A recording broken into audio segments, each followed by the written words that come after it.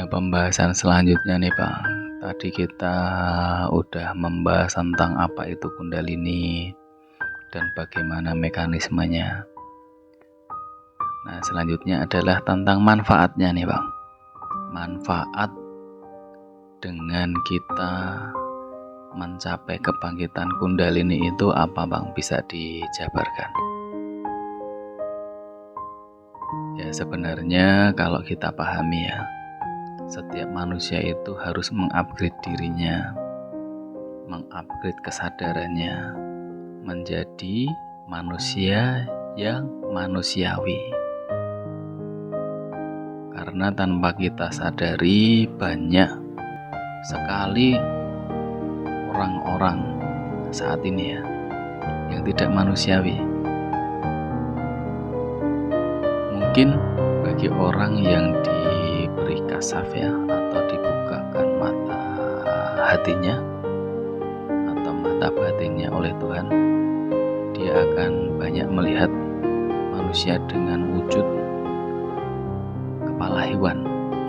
Artinya adalah manusia tersebut sudah dikuasai oleh nafsu hewaninya. Maka biasanya yang terlihat wujud hewan dalam dirinya adalah hewan dengan karakter tersebut. Tapi tentunya hanya orang-orang kasaf aja yang bisa melihatnya. Nah, kembali ke manfaat kebangkitan Kundalini ya.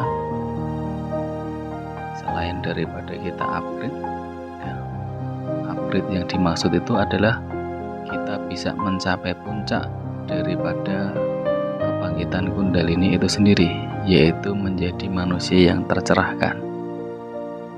Kalau dalam istilah Jawa biasa disebut manunggaling kawula Gusti.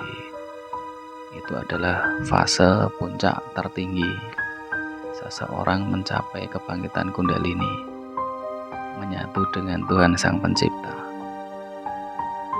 Maka bersyukurlah bagi seseorang yang dikehendaki untuk bisa menjadi manusia yang tercerahkan. Karena banyak orang yang belajar, berlatih puluhan tahun, bahkan menyakiti dirinya sendiri, tapi enggak tercapai juga puncak daripada kebangkitan Kundalini. Nah, manfaatnya apa?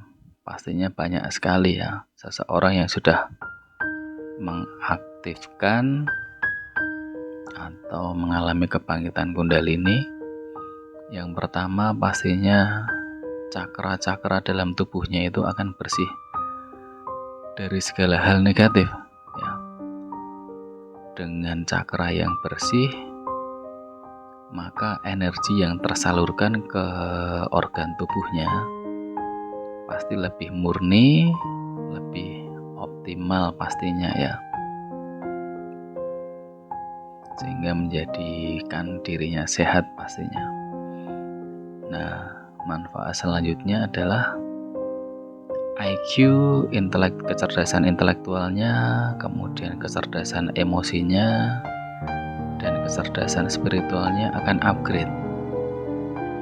Pada saat seseorang dengan IQ yang tinggi ditambah EQ yang tinggi serta SQ yang tinggi, nah udah komplit tuh. Maka dia akan menjadi manusia yang sempurna, atau orang menyebutnya insan kamil ya, manusia yang sempurna. Kemudian manfaatnya lagi, dia akan mampu memberdayakan seluruh kemampuan dalam dirinya.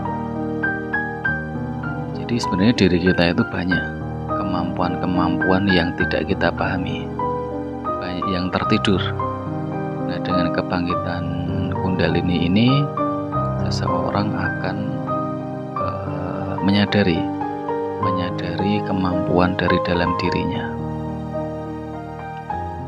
Selanjutnya, bagi orang-orang yang mengalami trauma, depresi, biasanya akan berangsur sembuh ya, dengan terupgrade-nya diri ataupun terupgrade-nya kesadaran ya.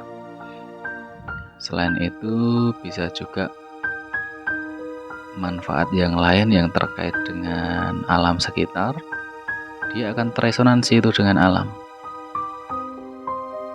Kemudian dia juga akan mudah untuk menyeimbangkan antara pikiran, fisik dan jiwanya ya, sehingga bisa lebih mudah untuk menjaga kesehatannya baik mental, fisik maupun jiwanya.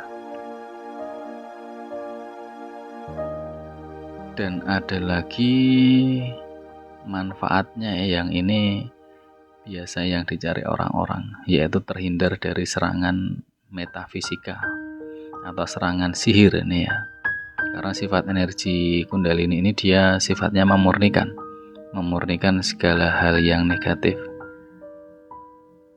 sehingga serangan metafisika atau sihir yang negatif-negatif biasanya dia akan menetralisir, dan bahkan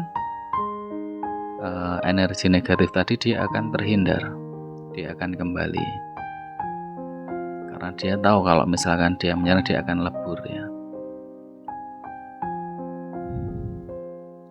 Nah, pada seseorang yang sudah bangkit kundalininya, udah mencapai tingkatan yang tinggi, maka dia akan bisa menangkap sinyal-sinyal atau frekuensi yang lebih tinggi dan lebih tinggi dan lebih tinggi lagi dari frekuensi yang bisa ditangkap oleh panca indera manusia ya, sehingga dia bisa berkomunikasi dengan entitas yang lebih tinggi.